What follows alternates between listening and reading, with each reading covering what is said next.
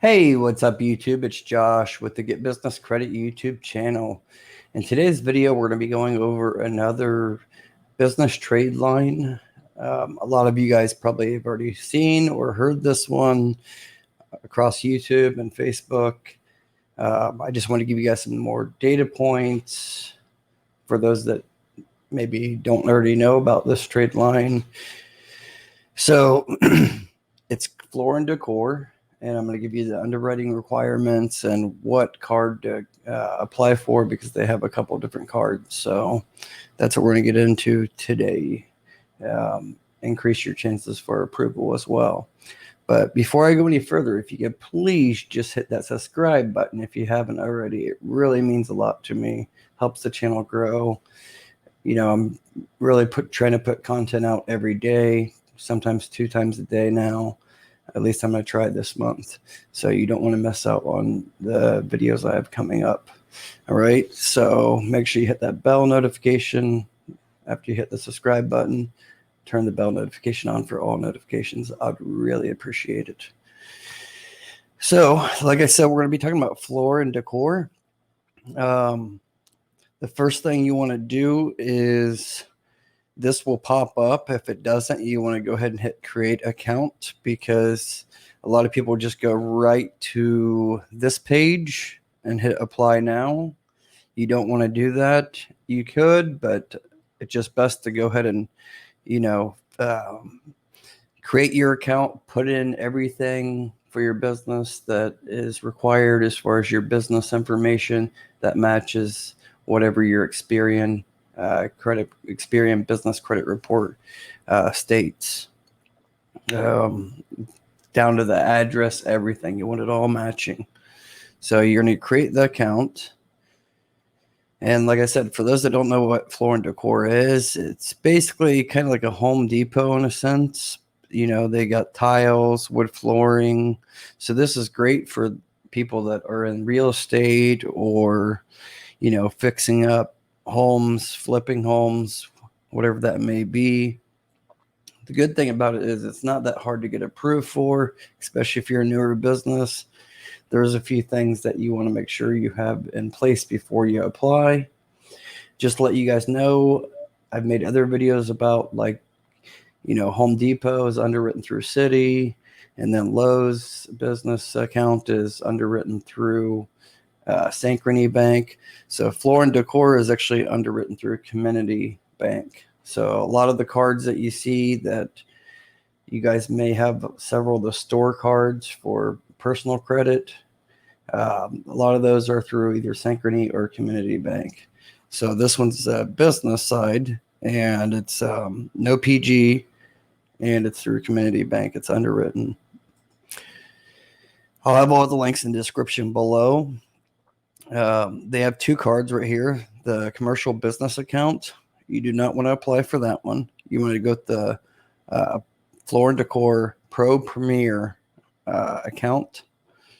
So you just click here right below, it will go to apply, and it will take you to the application. Keep in mind, Floor & Decor, their business card actually offers, it's revolving.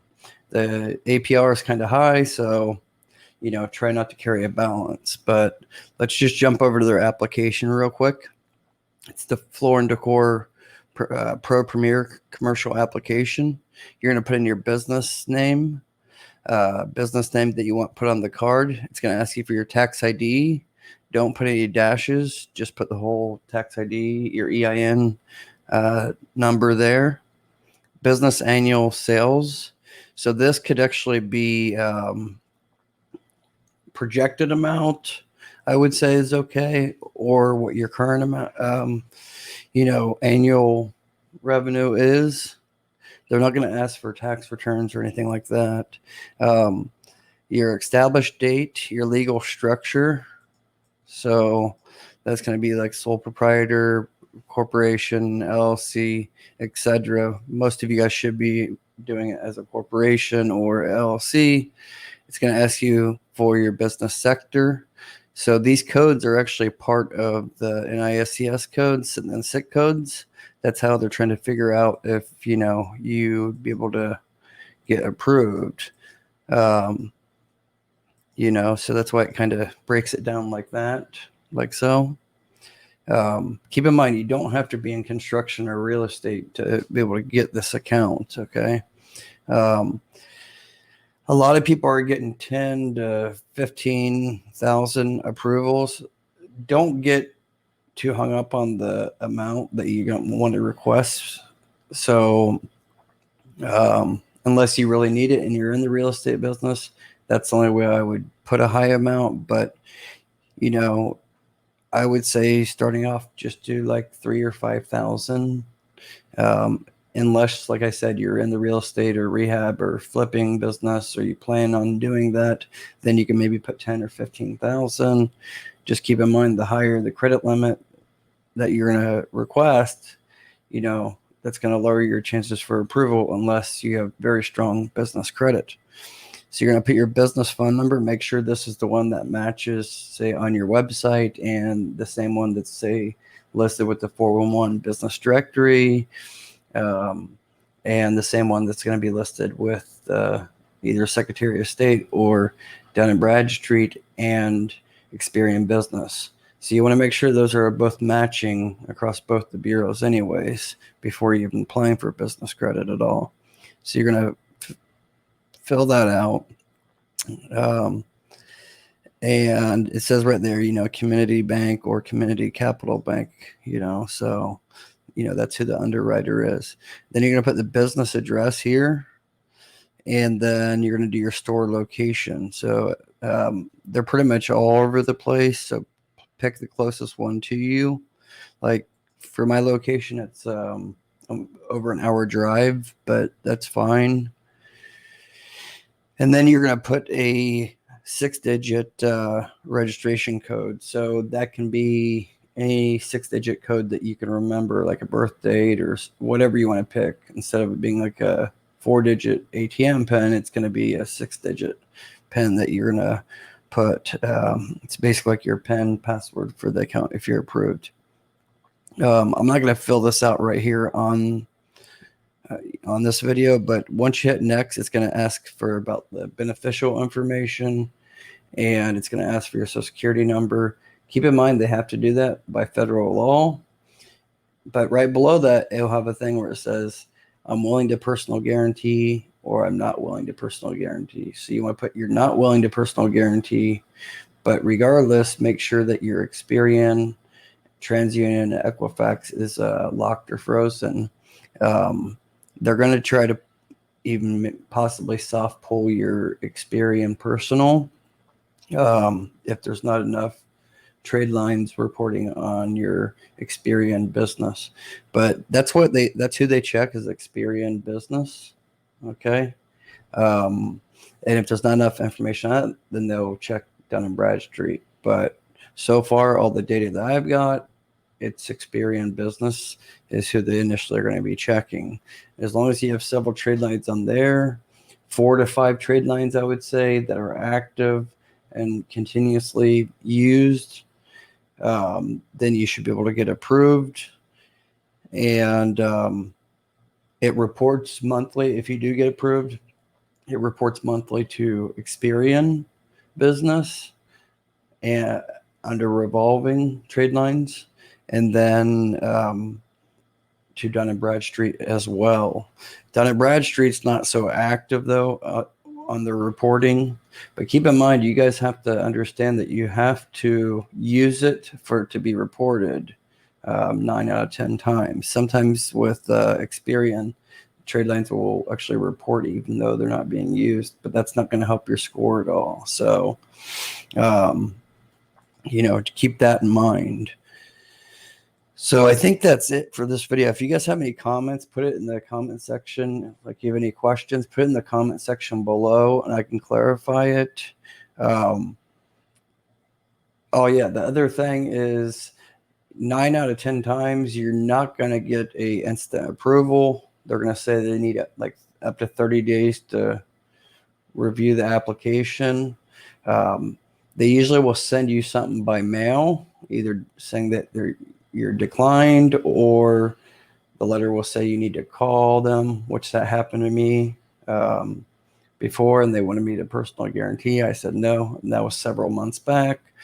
But then I just did it and got the same letter in the mail.